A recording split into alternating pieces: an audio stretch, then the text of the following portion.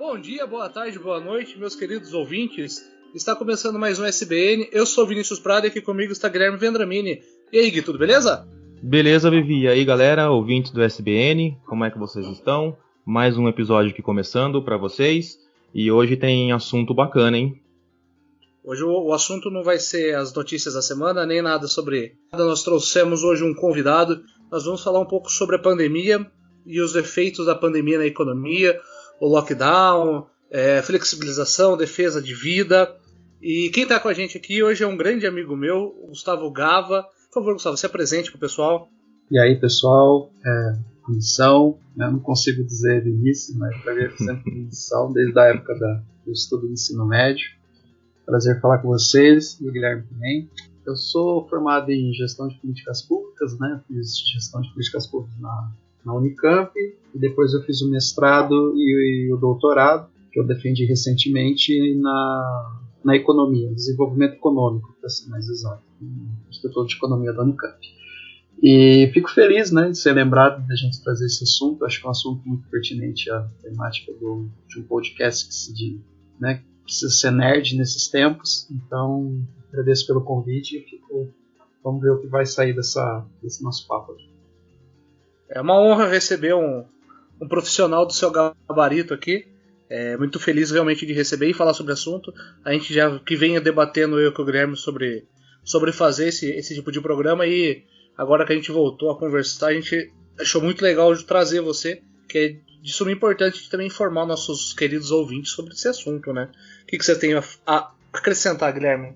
Não, exatamente, é importante também para a gente ter mais respaldo sobre o que a gente fala, né?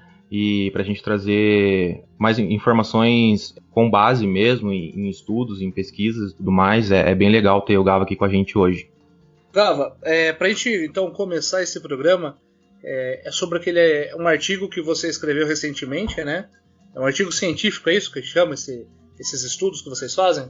Sim, a gente foi um artigo que escreveu eu e um professor / pesquisador lá do Núcleo de Estudos de Políticas Públicas, lá da Unicamp também, o Domênico Feliciano. Ele foi professor da PUC, Medicina, é também professor doutor na Saúde Pública também na Unicamp.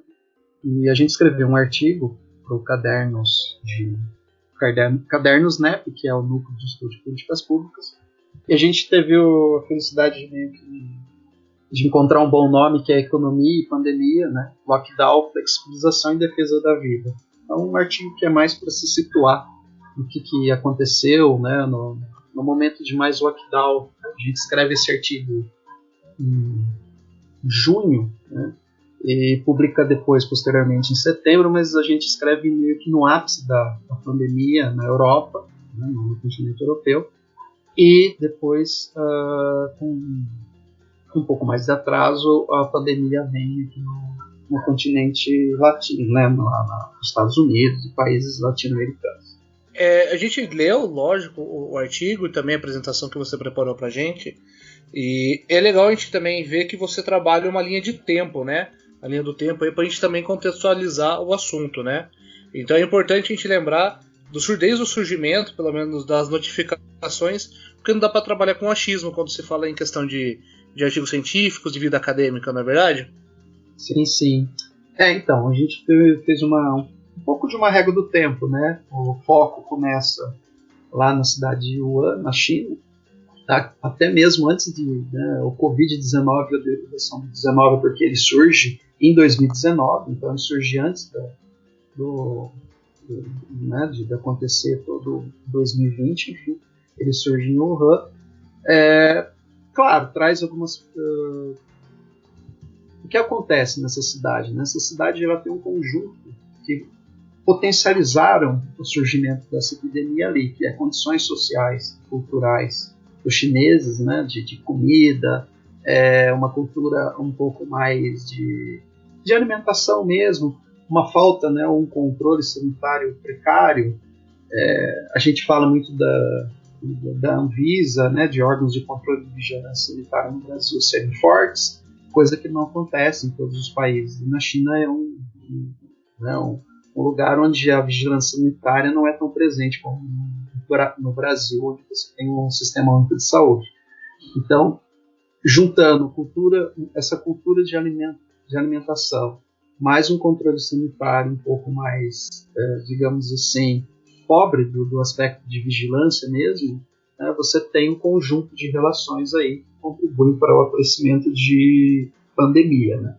Como foi, por exemplo, no caso da Zika aqui no país, né? Onde a Zika surge? Ela surge nos estados do Norte e Nordeste, porque você tem, né, você tem maior vulnerabilidade social, você tem a não presença do sistema único de saúde tão capilarizado ali naquelas regiões, então você tem esse avanço de pandemias, né, nesses locais onde a população está muito próxima de animais, né, da cultura de alimentação, mesmo de vetores de doença que são mais, digamos assim, serão mais combatidos em áreas onde a urbanização ou mesmo a economia mais fortalecida, né, você está próximo aos centros, então você tem um controle maior sobre as epidemias. Então, isso não é nada... o surgimento da doença na China, naquele local, é que você deriva de vários determinantes, né? Mas isso poderia acontecer em qualquer país, né? Não é só porque a China, né, ficou muito em voga o vírus chinês, mas isso é um contexto de vários determinantes, né? Não é apenas um. Até porque também a China tem a questão da densidade populacional, né? Então, todas essas condições que você citou acabam sendo mais potencializadas no caso de uma possível doença, uma possível epidemia, depois pandemia, pela densidade populacional, né? Se começa um surto na China, é diferente de começar um surto talvez numa outra região que também tenha os controles sanitários precários, né? Que realmente é bem mais relaxado lá, né, do que aqui. Às vezes a gente até reclama aqui, mas a gente vê diferença, né, nessas coisas. Eu acho que isso é um dos fatores também, né, que acaba contribuindo bastante também até para o rápido alcance, né, da doença em si. Sim, sim. Além disso, né, essa cidade ela é um polo industrial muito grande, muito forte da China. Então, o que você tem de um lado, você tem uma população vulnerável que consome alimentação, né, digamos assim, não tão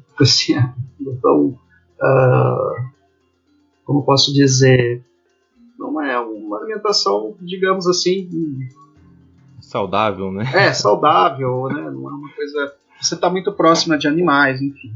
E ao mesmo tempo você tem o fruto da globalização, que é um território onde você tem um desenvolvimento econômico muito forte. Você tem indústrias pesadas, indústrias de alta tecnologia envolvidas. Então, ao mesmo tempo que você tem isso, você tem um transporte, logística muito forte, muito bem construída naquela parte daquela região da China. Então, isso facilita a transmissão do vírus ao redor do mundo. Então, não é à toa que surge ali e depois vai, né, rapidamente toma forma para outras regiões do globo. Mas uma coisa que é interessante é que a China conseguiu, não rápido, mas de forma eficiente, conter, né, o espalhamento do vírus, ao contrário de outros países que foram depois ainda, né? Isso foi uma coisa que eles fizeram com grande... Claro, é um outro regime, né, de política, é um outro regime, mas eles conseguiram rapidamente ter o controle sobre essa doença, tanto que hoje eles não aparecem como polos ou principais disseminadores da doença em si, né? Isso a Europa, o Brasil e outros países que, né, ficaram atrás nessas condições e me parece que não tem um horizonte muito positivo, né, nos próximos meses. E você imagina se eles não tivessem conseguido essa contenção logo no começo, né, com a densidade populacional da China como um país ao todo, imagina se eles tivessem tido o mesmo atraso ou a mesma, como alguns países aí, o mesmo descaso com a doença, com o tamanho deles, o alcance que eles têm, e bilhões de pessoas, né? Quão maior poderia ter sido a catástrofe. Sim, se você parar para pensar, a doença ela fica contida em algumas regiões da China.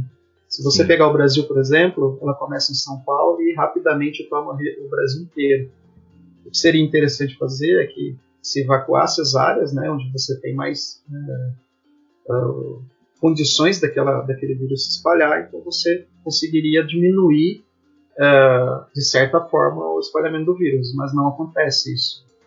Na Itália aconteceu muito da região norte ter o vírus e a região sul não, porque, digamos assim, que eles conseguiram, pelo menos naquele momento, criarem barreiras para que o vírus não pulasse para outras regiões, mas ao contrário do Brasil, onde começou em São Paulo, depois foi para o Norte e Nordeste rapidamente, e praticamente todos os municípios, ou dos 5.570 municípios, 90% dos municípios tiveram um caso ou outro de Covid. Então, o espalhamento da doença aqui foi totalmente diferente do que ocorre nesses países. Mesmo nos países asiáticos, né? Isso é uma coisa que a gente vê que os países asiáticos eles têm, ou conseguiram até o momento, dar respostas muito mais firmes à contaminação do que os países do Ocidente, Estados Unidos, países da Europa, por exemplo, que agora a gente vai discutir isso um pouco mais para frente, mas a gente já pode falar dessa segunda onda que está acontecendo na Europa, que possivelmente ocorra aqui no Brasil também. Então, os países asiáticos eles conseguem, de várias formas, né, porque tem vários casos de sucesso nesse meio, mas eles conseguiram conter a proliferação do vírus, a disseminação do vírus de uma maneira muito mais rápida e controlada do que os países europeus, os países do Ocidente. Isso também traz um pouco a questão daquela máxima que está rodando aqui no Brasil, principalmente nos grupos de internet, Facebook, essas coisas, que os chineses produziram o vírus, né, para conquistar o mundo. E para quem entende o mínimo um pouco da China, a gente consegue entender que a situação deles diverge muito da nossa em questão de acesso à comida, acesso à vigilância sanitária, a condições de saneamento básico, e isso realmente é uma situação que impulsiona o crescimento, o surgimento de novos vírus, né? Recentemente eu assisti uma série na Netflix, um episódio dessa série fala sobre isso, e tem algumas áreas quentes espalhadas pelo mundo em que é possível o surgimento de uma doença assim, e o Brasil é uma dessas áreas quentes. Então a gente pensar na máxima de que foi a China que fez essa questão apenas para conquistar o mundo também é uma coisa assim que, igual você mencionou, a Zika, né? A questão do saneamento, a questão do acesso ao dinheiro, a questão do conhecimento também é muito importante no combate a uma pandemia desse porte, né? Sim, a questão da desigualdade em si, né? Desigualdade não só de renda, mas desigualdade de várias facetas, né? Desigualdade além da econômica, a educacional, a de saúde. Isso vai demonstrando, né? E o Covid, se o Covid demonstrou alguma coisa que sublinhou essas diferenças, né? Ele apresenta a desigualdade realmente como ela é, né? Você tem os primeiros casos acontecem no Brasil.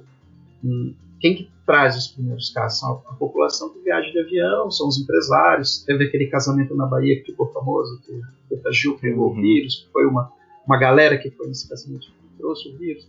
Então, primeiro o vírus entra digamos assim, os mais favorecidos, ou uma elite um pouco mais privilegiada que as outras classes econômicas, e depois que o vírus se estabelece na elite, ele vai, de fato, para as famílias mais pobres. Um caso que ficou, se eu não me engano, a segunda morte de Covid, ou a primeira morte no Brasil, foi de uma faxineira que estava fazendo seu trabalho no Rio de Janeiro e pegou o Covid da governanta, da chefe, né, da residência. Então isso demonstra um pouco da desigualdade que está terendo no país e em outros países também, mas isso fica claro quando o vírus ataca principalmente a elite e depois ele vai para outras demais classes sociais.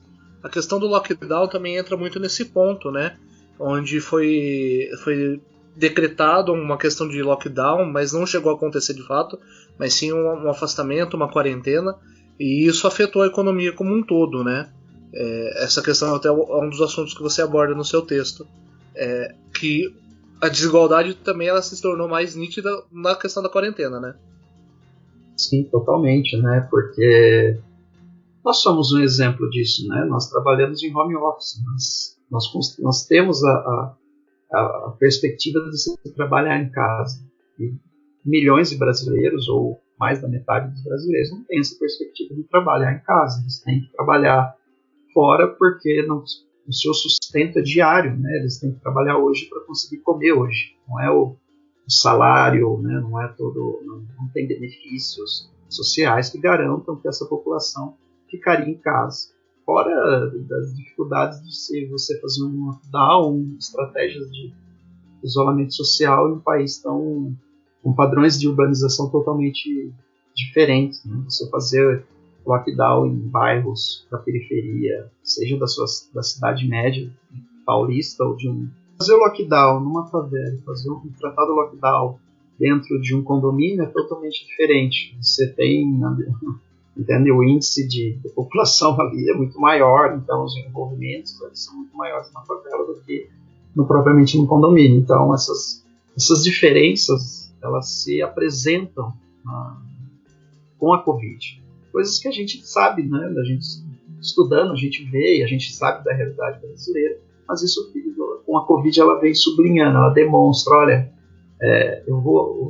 a natureza nessa questão ela é muito mais, digamos assim, democrática, ela atinge todos, né? De certa forma todo mundo foi impactado pela Covid, mas alguns, né, sobretudo a população mais pobre e vulnerável, foi mais afetada. Então, o lockdown ele não foi tomado no Brasil. Acho que a gente pode discutir isso também, que o lockdown aqui ele foi mais um isolamento social e dependendo muito do estado, né? Você teve o Maranhão fazendo lockdown, você teve estados do norte fazendo lockdown, mas, por exemplo, em São Paulo você não teve lockdown. Você teve um isolamento social, a capital foi ainda mais teve um maior número de casos, detém um número maior de casos de mortes, mas ela não teve um lockdown em si.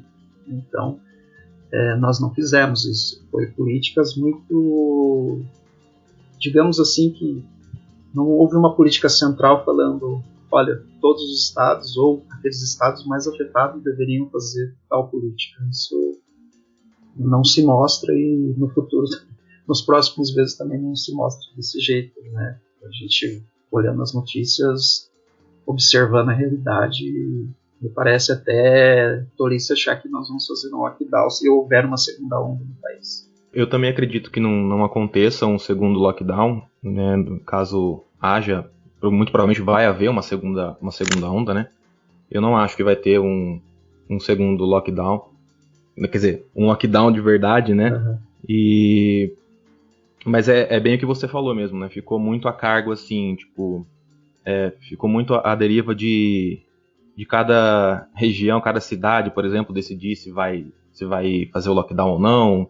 Acabou que ficou uma bagunça, né? Igual você falou, não teve uma ordem central, não teve um norte, assim, que todo mundo pudesse seguir, até porque quem deveria dar esse norte estava falando um monte de coisa errada aí. Enfim, e acabou que acho que o brasileiro em si ficou muito confuso, né?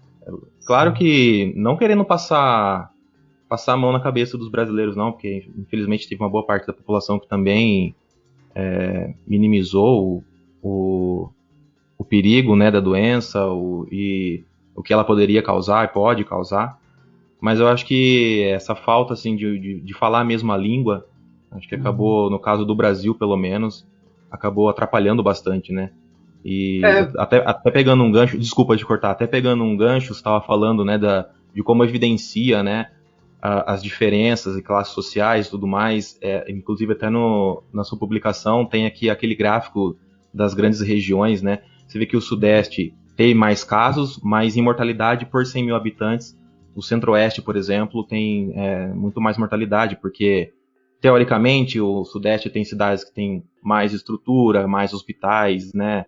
Um sistema de saúde teoricamente um pouco melhor, e outros estados que têm menos estrutura, às vezes só as capitais e algumas cidades ali ao redor da capital que tem uma estrutura melhor, acaba sofrendo mais com a doença, né? O caso mais preponderante que surgiu na mídia foi do Amazonas, né, onde você teve, de fato, um rompimento ali do sistema de saúde total, né? Foi totalmente corroído pela pandemia em si. E veja que a carência de testes que foi feito e mesmo o controle vai demorar anos, ou mesmo nós nunca saberemos quantas pessoas foram vítimas do Covid ali, porque não se tinha testes, não se tem testes suficientes, e como que sabia que aumentou a taxa, né, de mortalidade? Eles viam pelo número de enterros que faziam. Então isso mostra um pouco dessa dificuldade do sistema, né, de saúde daquela região em apresentar uma medida de controle melhor. E quando você vê o Sudeste e o Nordeste liderando, né, o número de casos, o número de mortes. Enfim, no Brasil, os dados de hoje, né, eu fiz uma atualização da tabela, você tem mais de 5 milhões de casos, 5.545.000 casos, o número de óbitos já passou 160 mil, então não é uma gripezinha, não é um resfriadinho, é metade da nossa cidade que a gente está falando aqui, 160 mil, como se metade de Limeira sumisse, né? Só que Limeira tem 300 mil habitantes, é como se fosse mais uma metade da nossa cidade sendo engolida por uma doença. Então ela aparece no começo, né, em vários governos. Isso é engraçado, né, quando você pega a tabela de casos globais da doença, você vê os Estados Unidos, a Índia, o Brasil e a Rússia. Os 4 primeiros são todos países liderados por governantes mais à direita, né, mais, digamos assim, mais céticos quanto à doença, não apresentam, ou se apresentam que a doença não é tão relevante, né, vamos deixar que a economia continue, vamos deixar sem lockdown. E você vê nos Estados Unidos, a Índia, o Brasil, a Rússia sendo os principais países. Isso não é à toa, isso não é uma coisa de destino, é uma coisa ligada muito à política também. Infelizmente, isso vem à tona. O próprio Reino Unido também, né, perto das outras economias mais desenvolvidas, o Reino Unido também está, claro, atrás da Espanha e da França, logicamente, mas ele também apresenta um nível muito alto de casos envolvidos. Então, se a gente fosse pegar esses países, a gente poderia apresentar que não levar em conta vários aspectos da doença que os asiáticos levaram no começo. Isso reflete hoje, né, no número de mortes. Você tem mais de 230 mil mortes nos Estados Unidos, o Brasil em segundo lugar, e a Índia em terceiro, e o México também. O México também, você tem aqueles países que estão liderados por governos de direita, você tem no México um governo de esquerda, e no começo da pandemia o seu presidente falava que deveria se combater a Covid com abraços. Então tem muito a ver com esses governantes ligados mais ao populismo, seja de direita ou esquerda, esses sim fazem mal à saúde da população. Exatamente. Agora eu vou ser um pouco o advogado do diabo aqui, só para a gente poder realmente ter essa discussão. A pandemia desnudou bastante a fraqueza do sistema capitalista, né? A gente percebeu que o nosso sistema ele não é tão forte quanto a gente pensou que de fato seria, e começamos então a perceber que enquanto os mais ricos se enriqueceram mais, os mais pobres se ferraram nessa questão. Mas defendendo o sistema capitalista, só para a gente poder ter essa discussão, o lockdown acabou por, de fato, ferir o sistema, mas isso não impediu, não matou o sistema, não é? O sistema ele permanece ativo e existem previsões de melhoras para o próximo ano. E você concorda com essas previsões? Você acha que de fato essa melhora vai acontecer? Ou porque eu acredito que as previsões de melhora costumam surgir devido sim à ideia de uma vacina nesse final de ano, né? Quando começou a discussão, né, de lockdown, se fazer o isolamento ou lockdown, como queira chamar, sempre teve essa discussão entre economia e pandemia, né, como se elas fossem dicotômicas, né, ou você privilegia sua saúde ou você privilegia sua economia. Não, porque governos estão melhores, né, uma Alemanha, uma Coreia do Sul, né, o que eles fizeram principalmente, eles tentaram casar economia e pandemia, uma não privilegiando uma ou outra, mas sim conciliando medidas que favoreçam tanto a economia de um lado quanto a saúde do outro, né? Privilegiando, por exemplo, no caso da Coreia do Sul, os testes. Testava todo mundo, se testa todo mundo, então você consegue controlar os casos, né? Você consegue controlar o número de mortes, mas isso é possível por quê? Porque a Coreia do Sul, digamos, é um país bem mais desenvolvido do aspecto econômico, mais civilizado em si. Isso não é que não daria, mas seria muito mais difícil de fazer no Brasil num momento como esse, num momento de crise política, crise econômica. Então, até hoje a gente não tem teste para todo mundo. Né? O estado de São Paulo começou a testar agora recentemente professores e os alunos, né, com a volta às aulas, que é a nova temática, que é de volta às aulas dos estudantes. Então, está fazendo esse teste. O que esses testes demonstram é que pelo menos praticamente 30% da população do estado de São Paulo já teve Covid. Então, se nós tivéssemos feito esses testes anteriormente, se tivesse feito uma política um pouco mais ampliada nesse aspecto, nós saberíamos como tratar melhor, organizar melhor o nosso sistema. E sim, eu acredito que o ano 2021 ele vai ser difícil, mas ele tende a ser um ano, espero eu, um ano melhor, né, no caso da economia.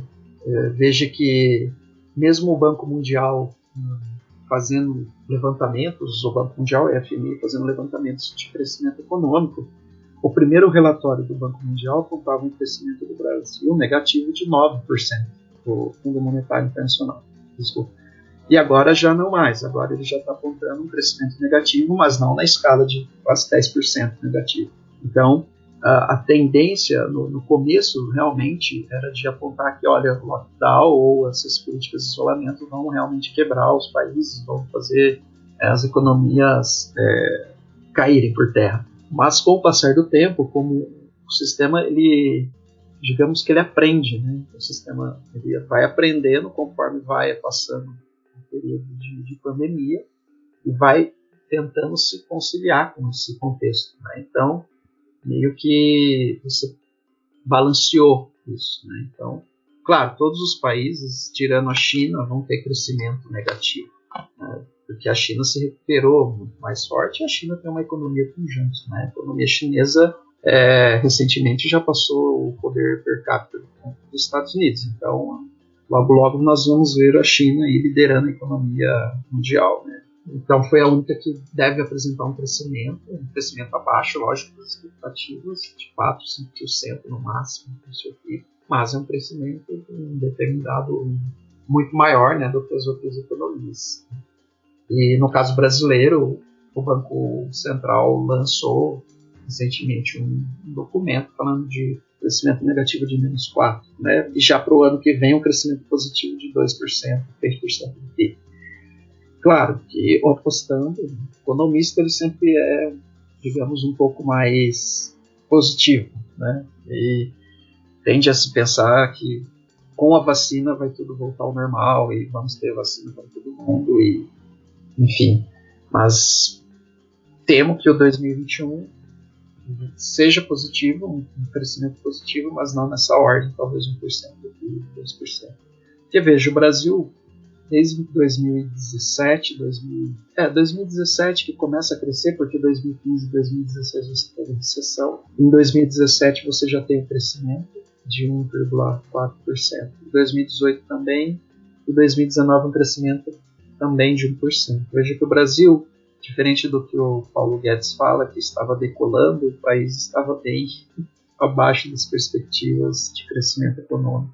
A Covid só veio para derrubar, né, esse crescimento ainda mais. Sim, 2021 deve crescer, mas não com essa urgência toda que o Banco Central e outros economistas estão falando. E vai depender da vacina, como você disse.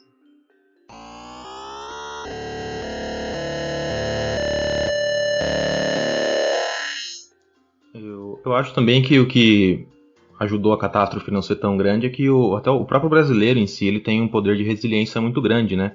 Então acho que no momento de crise, no momento que muitas pessoas estavam perdendo emprego, tudo, as pessoas conseguiram ver algumas oportunidades, né? Sei lá, o cara começou a costurar uma máscara e começou a vender. Acabaram surgindo várias oportunidades assim, que por mais que a pessoa saiu do mercado de trabalho, por exemplo, mas ela achou uma alternativa para ter ainda a renda, e o governo injetou bastante dinheiro também, né, na economia, né, com os auxílios e tudo mais. Você acha que isso é uma conta que a gente vai pagar nos próximos anos? Ah, com certeza, né? Veja que a conta do auxílio emergencial que foi criado, ele começou sendo discutido com R$ 200, depois o governo falou 500 e a Câmara fechou em R$ 600 no período até agosto, né? Depois, agosto, setembro, ele foi além, foi novamente, e agora nós temos o auxílio sendo metade, R$ 300. Mas isso foi uma injeção de dinheiro na veia do brasileiro em si, sobretudo nas camadas mais pobres. Se você pega os gastos dessa população, eles foram feitos com material de construção, por exemplo, alimentação, mas sobretudo de material de construção, tanto que você vê a inflação de alimentos, o material de construção mais alto nesse período, devido a essa força que teve, esse benefício para essa população. E se tem coisas boas desse auxílio, é que ele foi mais amplo do que a Bolsa Família, por exemplo, muito mais amplo. A Bolsa Família ele tinha de 30 a 40 milhões de beneficiados, o auxílio passa para 65, 66 milhões de beneficiados brasileiros. Então, se tem uma coisa que foi bem feita, foi que o auxílio privilegiou também as camadas daqueles trabalhadores brasileiros que a gente diz informais, né? Que são os trabalhadores que estão à margem de receber qualquer benefício, seja previdência, seja qualquer benefício social.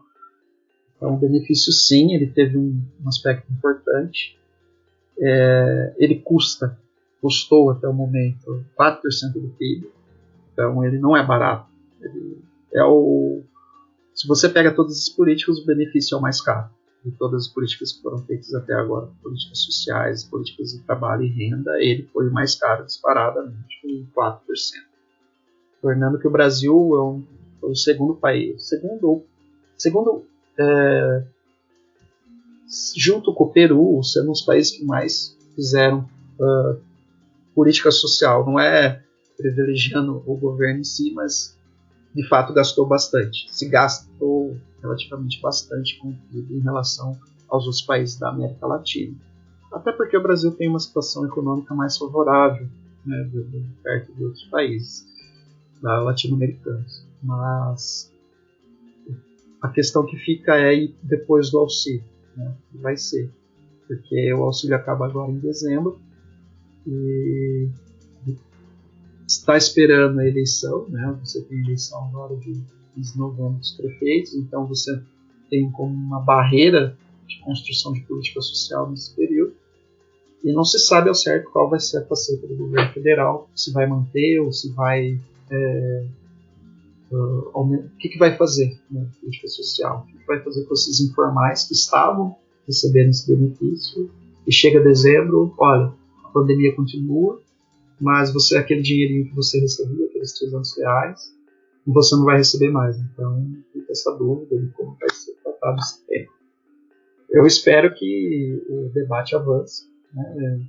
Muito se fala de uma renda básica de cidadão, né? Que é o tema muito forte.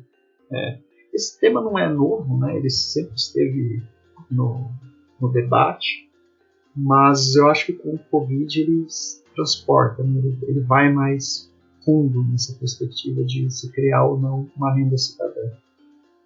E são cenas para o próximo capítulo. Eu espero que criou-se uma urgência também por esse debate, né? Eu acho que talvez fosse uma coisa que seria pensada de forma melhor mais para frente. Eu acho que a pandemia antecipou, né? Sim. Por que se tem, né, essa ideia de uma renda básica cidadã? Você tem um sistema que não constrói empregos na velocidade do crescimento da população economicamente ativa. Você tem N fatores tecnológicos, mesmo culturais, que você tem um abandono de empregos de uma classe trabalhadora. Isso vai se definhando conforme o sistema avança, e essa população que fica à margem fica aqui, não recebe um benefício, não recebe um salário.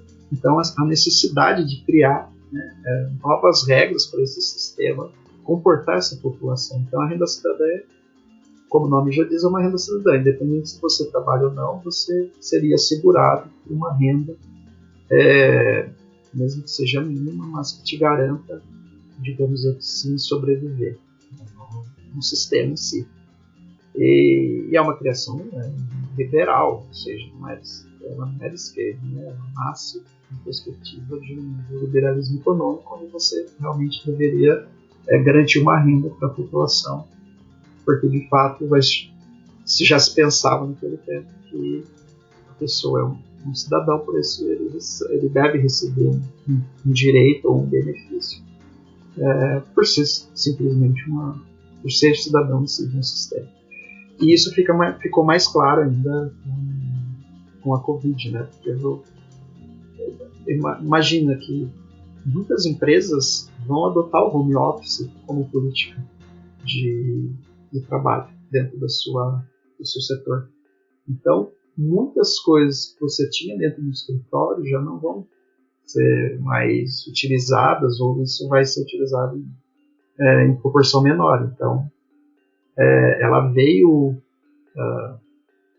como você disse, ela acelerou o processo de destruição de emprego, e esse novo normal, digamos assim, ele tende a demonstrar isso no futuro próximo. E o crescimento da informalidade, isso também tem um preço a ser pago futuramente, né? Porque, igual você menciona no seu artigo, o impacto da informalidade ela vai ser maior também em mulheres, né? Isso que eu achei muito interessante essa visão, porque não é uma visão que a gente costuma ter. A informalidade, então, ela vai ter seu preço a ser pago futuramente. A informalidade, ela não é nova. O mercado brasileiro, assim como o latino-americano, é recheado de mercado de informais. Porque a construção do sistema, um sistema de proteção social nesses países, ela é tardia.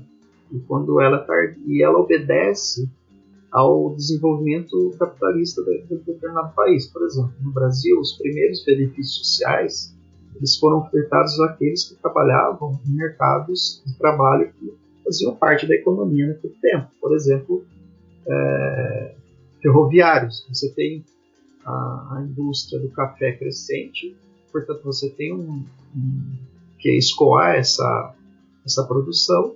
Você precisa de trabalhadores. Esses trabalhadores eles necessitam de melhores salários, melhores condições, então você oferece para eles salários e condições de vida melhor através de benefícios. Seguro-desemprego, por exemplo.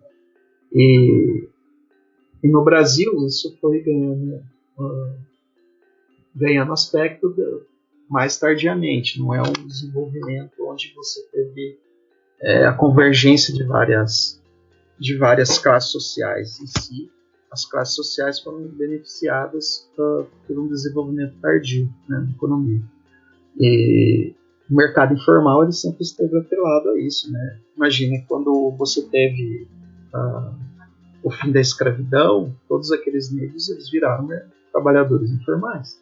Eles já eram, né, as condições eram precárias e continuaram na precariedade. Eles não foram formalizados, eles não foram para trabalhar na indústria em si. Então isso já é uma coisa de desenvolvimento nosso. Diferente de outros países europeus, por exemplo, numa Alemanha, onde você tem informalidade, mas ela é muito menor por tempo de comparação. E você, digamos assim, você tem um sistema de proteção social, um sistema de política social muito mais abrangente que o nosso. Mesmo sendo a Alemanha um estado liberal, um estado mais conservador, digamos, mas ele é muito mais recheado de proteção social do que o brasileiro. O nosso aqui foi construído através de 88, através da Constituição, que é o sistema de seguridade social que se fala, né? Que é saúde, educação, saúde, que é o sistema único de saúde, assistência social e a previdência social. São essas três pirâmides aqui que protegem os cidadãos. Mas o problema ela protege, mas não protege a todos. Aqueles que não fazem parte do mercado formal de trabalho, muitas vezes não têm acesso a nenhum benefício social. Então, isso precisa ser revisto com urgência. Sempre foi uma bandeira desde a Constituição em si. Então, vamos lá, tem mais de 32 anos aí. E isso tem que ser visto o mais rápido possível, porque até quando a gente vai deixar esses informais de lado, né, não vai garantir proteção social para essa camada. Você acha que isso também é uma coisa que pode ser acelerada de ser vista? A renda básica cidadã, ela vem para isso, né? Ela vem para mostrar, olha, você não trabalha no mercado formal, você não tem direitos, mas eu te garanto uma renda básica para que você consiga, se não, né, pelo menos comprar comida ou fazer alguma coisa com esse dinheiro que você não ia ter acesso nenhum. Então, é uma resposta da crise para isso, mas digamos que é uma resposta um pouco mais pobre, né? Você dá R$300 para a população, não te garante uma educação de qualidade, não te garante uma saúde de qualidade. É como se você estivesse se livrando do problema e falando para ela, olha, te dou os R$300, você procura um plano de saúde que lhe convém, ou uma escola que te convém, portanto não é mais minha obrigação te fornecer saúde e educação. Então, a proposta de renda cidadã, ela é importante, eu acho que tem que ser discutida, mas ela tem que ter com essa ênfase também, né, de não jogar o problema para a população em si, mas trazer essa população para perto e, além disso, fornecer serviços públicos de qualidade para que ela desfrute de serviços, né? Isso é uma dificuldade nos países, e sobretudo no caso brasileiro. Não é porque o governo daria a renda que não vai mais dar os outros, não vai ter que destruir os outros dois pilares, né? Tem que ter a renda, tem que ter a saúde, tem que ter a educação. Sim, eu acho que exato. Ela não é como se isso ficou muito em voga nos anos 90, né? Você garantia políticas sociais mais focalizadas, por exemplo, você garantia uma bolsa. Na época era o Vale Gás do Fernando Henrique. Você dava o gás, você dava certas. Você fornecia alguns serviços, mas o serviço educacional, isso continua, né? Continua muito forte ainda. Houve melhoras das décadas de 90 em si, mas isso continua muito forte no país. É como se o Estado falasse, olha, até aqui eu vou, depois a pessoa conta o risco. Então, te dou o dinheiro, te forneço uma renda, mas você vai ter que ir atrás de outras coisas através do mercado. Né? Vai ter que comprar através do mercado, enfim. Como se o mercado fosse um elo de proteção também. Não que não seja, Por exemplo, se você pegar um trabalhador que é formal, ele tem proteção social garantida por estar no mercado formal.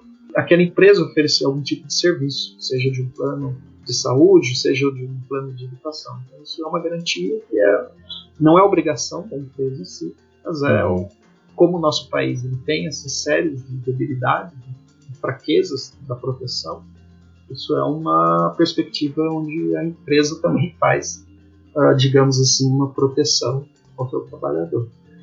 E no caso das mulheres, o Vinícius perguntou, fica claro isso, né? O que você teve? Você teve a população feminina saindo do emprego, né? E fica trabalhando, já tem aquela rotina de fazer o trabalho em casa, e quando você sai do emprego, você ainda assume essas obrigações de trabalho doméstico, e a volta ao trabalho é muito mais com dificuldade, porque você estava fora, depois você quer voltar ao emprego, você não consegue. Isso nas mulheres é uma coisa ainda pior, porque o mercado de trabalho para as mulheres é mais difícil, e se a mulher era negra, é mais difícil ainda. Então, as dificuldades serão... O vírus é democrático, mas as dificuldades não são. Entende? O vírus pega todo mundo, mas as dificuldades são muito maiores para certos grupos sociais. Então, as mulheres negras nesse país, a comunidade das minorias, serão muito mais atingidas, estão sendo muito mais atingidas do que a população, digamos assim, que já estava, que é branco, um homem que já tinha emprego. Né? Eu queria falar um pouquinho sobre uma parte do seu artigo que fala as lições da pandemia e uma nova economia, né, que você você realçou ali na apresentação pra gente. Quais são as lições que vamos falar o Brasil, o resto do mundo é complicado a gente até debater, mas que o Brasil precisa aprender com essa pandemia? Ah, sim. Então, nós destacamos no texto algumas lições que podem ser aprendidas. A primeira é que saúde ela não pode ser considerada como mercadoria mais. Não é pagar para ter acesso à saúde, mas saúde como um direito. Como está na Constituição, no artigo 5º, né? Saúde como um direito. Então, isso eu acho que ficou muito claro com a pandemia. Eu acho que fica mais claro ainda quando você tem o decreto do Bolsonaro agora, recentemente derrubado em menos de 24 horas. Ele derrubou um decreto onde não era a privatização em si, mas eram estudos para se privatizar unidades básicas de saúde. E isso foi muito, muito forte, a pressão de estudantes, pressão da mídia em geral, pressão de pesquisadores, de que, né, de fato era um começo de uma privatização do sistema. Não que o sistema não seja privatizado, existe organizações sociais que tocam hospitais, que tocam a atenção primária em si, mas isso foi muito forte. Então eu acredito que uma das coisas que podem sair da pandemia, no caso brasileiro, é a saúde como um direito, a saúde como a gente pelo menos ter um pouco de mais de orgulho de um sistema de saúde público universal, que não é todos os países que têm. Por exemplo, na América Latina, um sistema público universal do tamanho do brasileiro, só o Brasil tem. E o tamanho da urgência que é o SUS, ele é o maior sistema público universal.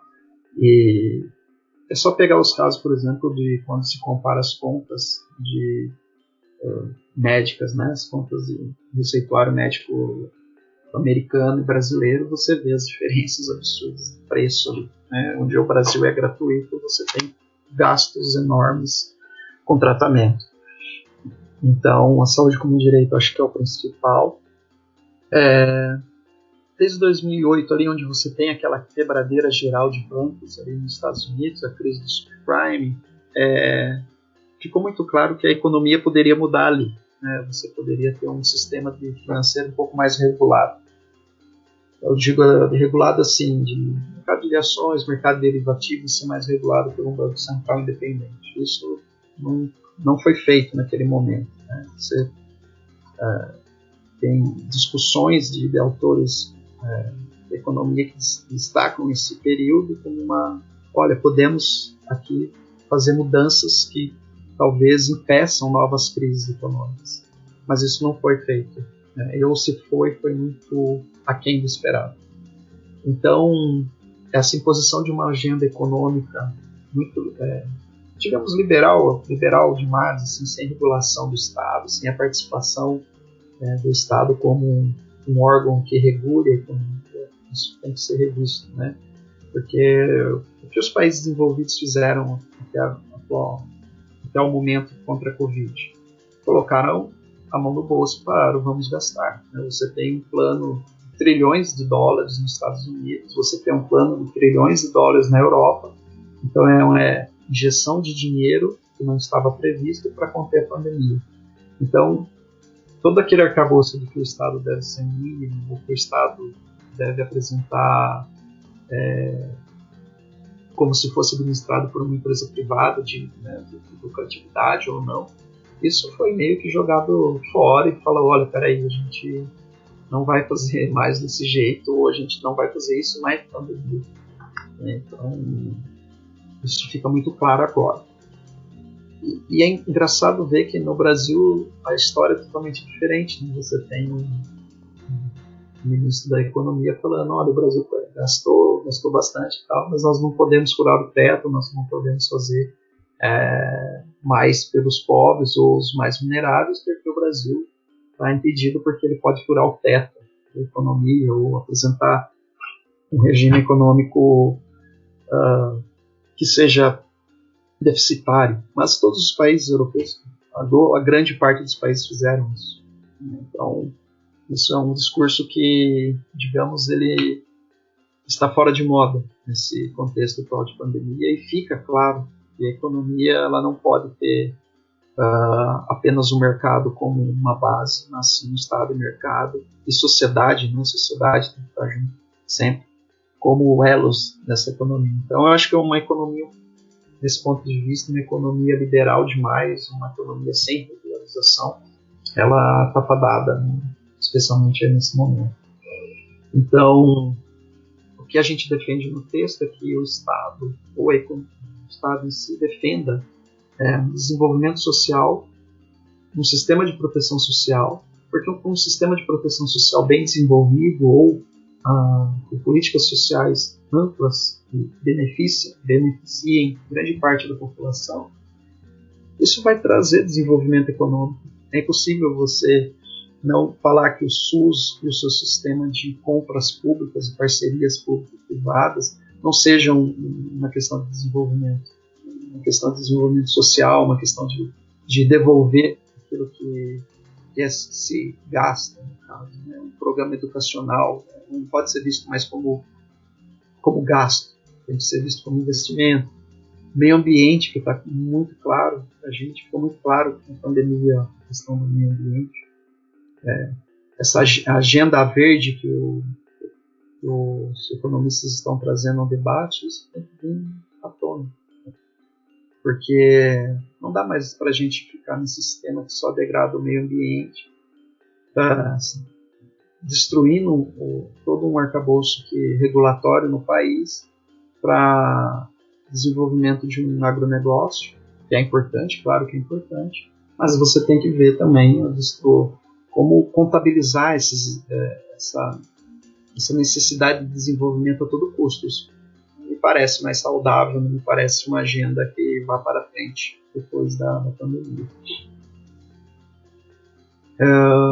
Lógico, se você construir essa nova economia, você vai ter que criar indicadores que levem, né, essas externalidades, por exemplo, quanto que vai ser produzido, quanto isso vai prejudicar o meio ambiente. Então eu tenho que criar um sistema contábil, né, muito mais atualizado, muito mais forte, muito mais regulador nesse aspecto. Então isso também é necessário.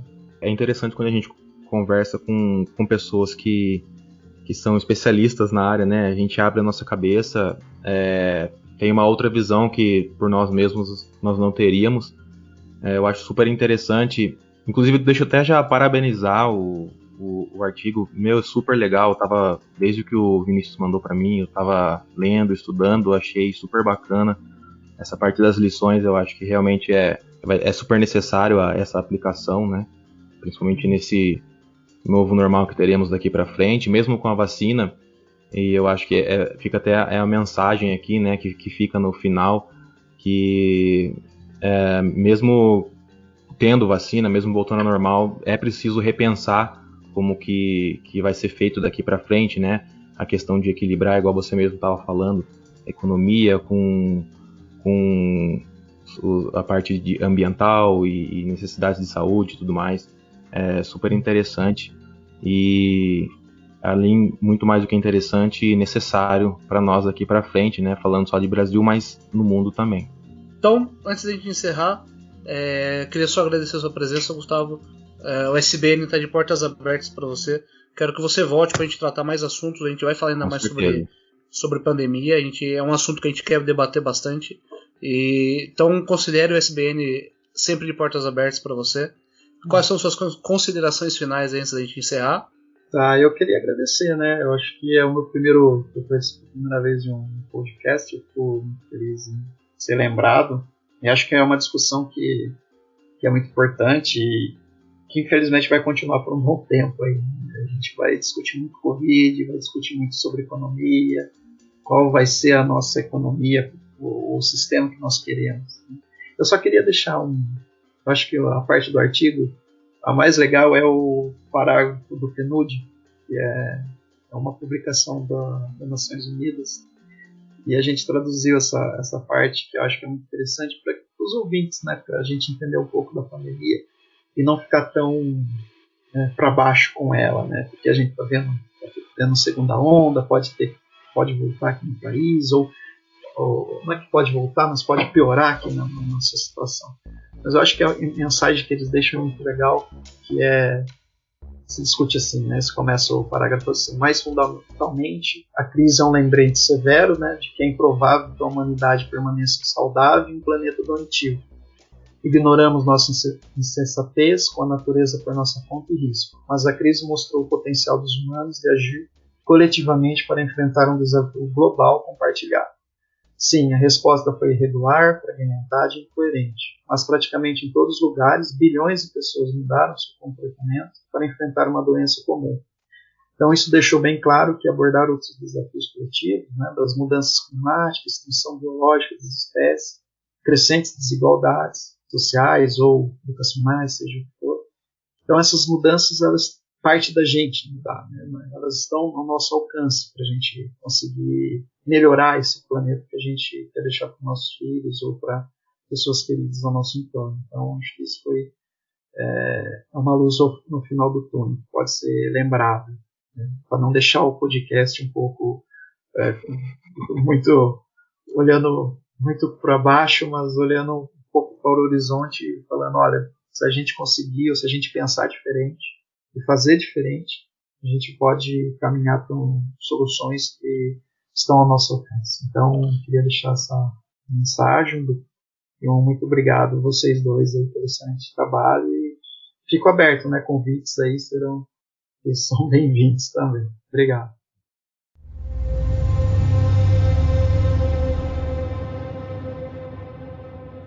Antes da gente encerrar, essa frase, esse parágrafo que você leu, resume bem, né, que a gente não pode mais pensar na economia separado do meio ambiente. É impossível agora trilhar dois caminhos ao invés de um só, porque foi o descaso no meio ambiente que gerou todo um problema da economia, e consequentemente a economia também é um grande fator do meio ambiente. Então fica esse parágrafo muito importante do texto, de fato. O texto para vocês estará disponível, eu vou colocar o link para vocês no link desse episódio. Então esse conteúdo também vai estar na íntegra para vocês puxarem, para vocês lerem. E prestigiar também esse grande pesquisador da Unicamp e o amigo meu. Obrigado pela presença. Gui, últimas palavras? Gustavo, valeu, obrigado pela presença. Mais uma vez, parabéns pelo trabalho. Muito interessante, muito bacana.